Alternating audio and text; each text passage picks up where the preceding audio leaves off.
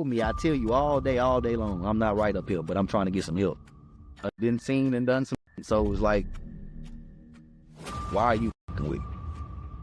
When you know I'm not gonna play with you, why are you f***ing with me? Situation where I was arrested for a shooting in the club, and I was accused of shooting 2 people, and I was accused of being a felon of possession of a firearm. Nigga up cool on me and my partners, he waving it back and forth, but I'm looking at my partner like, I know what's going on. Yeah, niggas don't move. Bro, start clenching. At this point, I felt like he was trying to build himself up here. He was about to. It's that guy talking about right here. Here you go right here. You sound so aggressive, huh? I was like, nah, I'm just telling you where I'm from. He like, man, hop down real quick. Then I should have attacked him and did whatever I was supposed to do right then and there. After rack up time, he got put in the cell. My cellmate tried to rape. What you doing? I can't get no money, brother. He's the Mac, man. Y'all know what's going on. We at the box in Dallas, Texas, man. You know what I'm saying? Love and Walnut Hill, the scary area, you know, Paris, all that. I used to be homeless, still shooting videos and recording music and trying to rap. Fresh out of high school, and I was living with my pops. But I ended up having to move with him from Port Arthur because I was like getting in trouble, as he ended up basically like, look, I'm finna go move with my baby mama, but you gotta go find your own spot type. Look up, living in this car. I didn't even realize I was homeless until I woke up in my car one day and it was a hot morning and I was sweating, I stunk, and I was like, what the fuck? Oh, you was in that. Oh, you was in that. I'm gonna keep it gangster. Man, I was involved in a situation where I was arrested for a shooting in the club, and I was accused of shooting 2 people, and I was accused of being a felon of possession of a firearm. So I went to jail, and I bonded out on that. And I, thought I was just gonna be fighting my case from the free world. Like 3 months later, I started seeing my face on the news and on Facebook. People sending, my mama blowing me up about it. So I find that I got a federal warrant for my arrest. You know what I'm saying? The feds to pick my case up. Make a long story short, they come to my crib, come get me, open the door, go out, let them take me. The first night that I got to the federal place that I was about to do my time at, I guess, you know what I'm saying? After rack up time, got put in the cell. My cellmate tried to rape. Boom. I'm oblivious to this because I got thrown through the ringer. So I get in the cell, they done racked us up. I jump in my bed. I'm tired. I throw my shirt off. It's not all this etiquette that I'm telling y'all. You got to think about this. I didn't win the cell with it. I don't know and took my shirt. Like, all this play into effect. Like, you gotta remember when you first go into a new place around weird niggas, killers, rapers, robbers, whatever. Bro, you can't really show no signs of weakness or no friendliness or nothing like that. And my guards was kind of down. So, boom, I get on top of my bunk. Now, mind you, bro, on some friendly, he chopping it up with an inch. I didn't threw my shirt off. I'm really tired because I done been up 2-3 days. So, bro, get to smoking some tune. And like, you smoke? Now, my ass, no, I don't smoke no K2. But I'm in this, so I don't know when I'm going to get out this, so I'm like, yeah, I smoke. He looked at me like, oh, you don't even know what you're doing. So I handed back to him. I don't think nothing of it, though. So he smoking his tune. Now, mind you, they asked me where I was from when I first came in the cell and put my job. So he's smoking on his bunk. I'm on the top of my bunk. We just chopping it, slightly, really. Asked me again, say, where you from? Where you said you was from again? That's when I knew, okay, this nigga high. Oh, he on some weird. I think I pulled out to Texas. He was like, oh, you sound so, I'm like, you sound so aggressive, huh? I was like, nah, I'm just telling you where I'm from. He like, man, hop down real quick. Hop down real quick, young homie. I'm thinking I'm finna give me some game or something like that. You know how old niggas be in jail, they wanna do all this shit. So I jumped down. He like, hey, stand in front the little window. You know where the door is? I'm in a 2-man cell, closed in. He like, stand in front of the window. I'm like, oh, what you want me to block while you get your smoke on? He like, nah, just stand in front of the window. I instantly peep, oh, you want some mind game. So I walk off and I go into my bin. You know what I'm saying? I go into my bin, I put some deodorant on. Basically, I'm just going against what they said, but I'm really tripping. I should have went in the nigga mouth right then. I should have attacked him and did whatever I was supposed to do right then and there. But I'm new to this situation and I'm trying to see, is this really happening? On some, you know what I'm saying? So I go to my bin, I start putting deodorant on. He like, nah, I told you to stand right here. I say, nah, you must think you got a hole in this hole, nigga. That's not what that is. So he get up off his bed and he swing on me. They're so short, I don't know why I tried to dip it, but I tried to get under him, and he hit me right much. When I tell you this, he hit me so soft, I already knew I was finna flush him. I started flushing him instantly. I dropped it back on his bed. I gave him like 2-3 punches. I dropped him back on his bed. Whole time, I'm thinking I'm just fighting, just on some jail. When I dropped it back on his bed, of course, when you whooping a nigga, they get up under you, they go to grabbing you. So he get back up, but the whole time I'm punching him. I'm punching him. He grabbed me. I'm thinking he's just trying to wrestle. You know what I'm saying? He grabbed me, but then he started trying to pull my pants down. You know what I'm saying? So in the midst of that, that's when I hear God again, like, this that gangster been hollering about that you be rapping about. Here it is again. What you gonna do? I start even the smell in the room start, like, everything changed. Like, I start feeling myself getting tired, all that. So I start really feeling like I was fighting for my life. So I'm pushing this nigga harder. I'm most scared.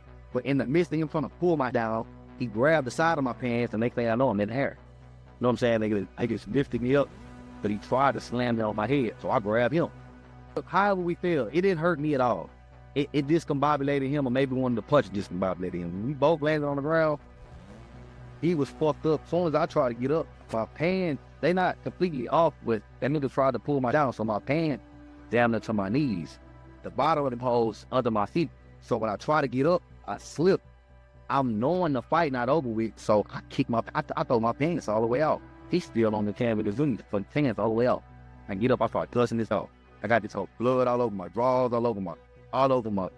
I got this whole blood everywhere. I can smell it in the cell and everything. So I uppercut him a few times, I punch him on top of his head a few times, and I get down with him. And I start choking him out. A white girl came to the doors, and then she freaked out and she ran off. When she ran off, I didn't know how long it was gonna be till somebody else came. So I just tightened that grip on it. You know, I'm punching him here and there, but I can hear the nigga, he out of there. His blood falling and everything. So I just choked him out till the white boys came. You know what I'm saying? I get up off him, walk to fight the cell. All of them used to always tell me, yo, ass gonna go to jail with them green eyes, and the nigga gonna try you. My mom used to always tell us.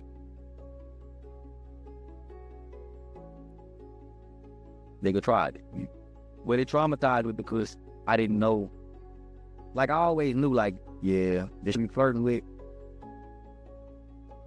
A nigga can't be too mad if the nigga end up high along at Sunshine.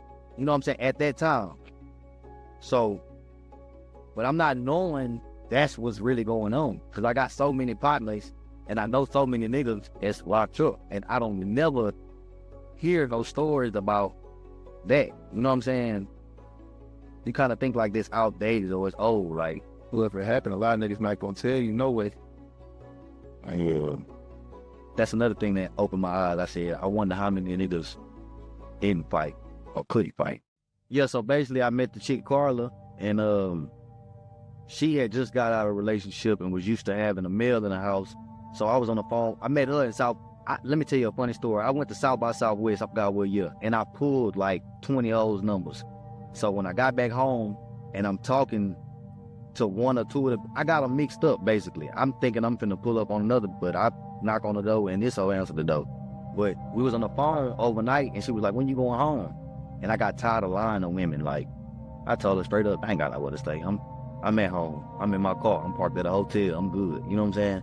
She was a chick who gave up and told me, come to the crib the next day. And from that point on, I had a key to the crib. At this time, I'm working at Pizza Hut as a delivery driver, and I'm going to school at a track.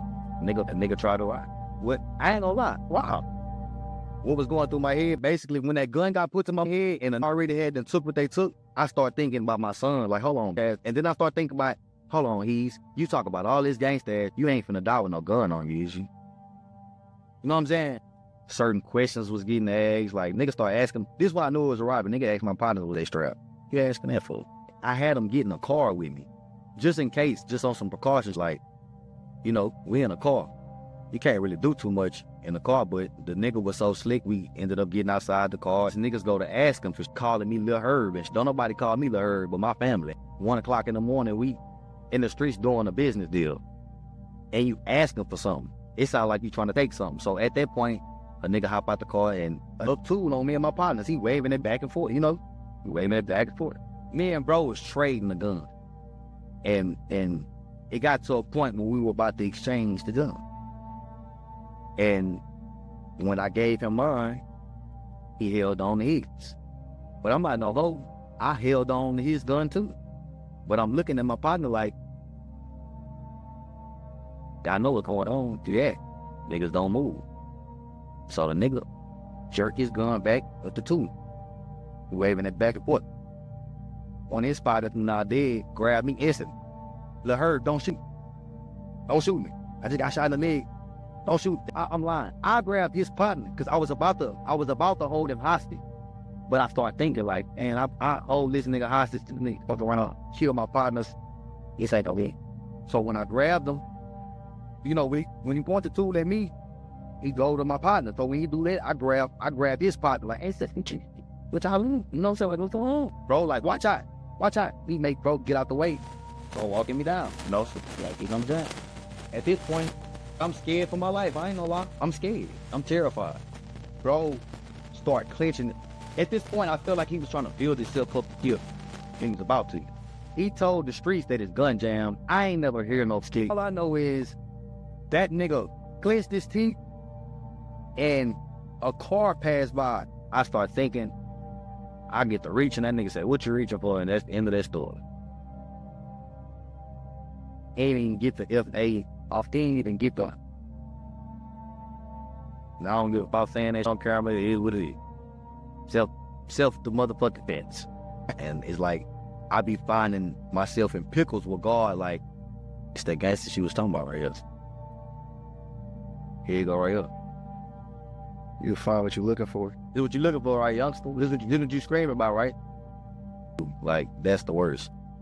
And I start realizing, like, it's more of them in the world than I think it is. So I wear who I am on my sleeve still, so a nigga know not to play.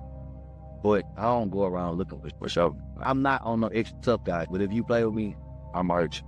From that point on, any nigga that was tripping on me, acting like they had a problem with me, I would give them a small taste of what it's gonna turn into. Right then and there. Rather we fall or, you know, like I was tripping for a little second. I'm in the jail shower. Fucking sad in the life. I'm in this hole. Beating my... You know what I'm saying? Like, that's when I realized, like, yeah, he tripped. And I really didn't even beat her up. She whooped my ass. My baby mama, she knows the story. She whooped my ass. But the way domestic violence works, when you put your hands on the woman, you weren't there. And I participate. Sometimes certain trigger it, and it'll be right back to square one. That's what people get it fucked up at. I don't care about no pride. It's like this. If a stranger play with me, I'll let him make it. Right? Because he don't know me. But if you play with me and you know me, I tell you all day long, I'm not right up here, but I'm trying to get some help. And, you know, a nigga didn't seen and done some, so it was like, why are you fucking with me? When you know I'm not gonna play with you, why are you fucking with me?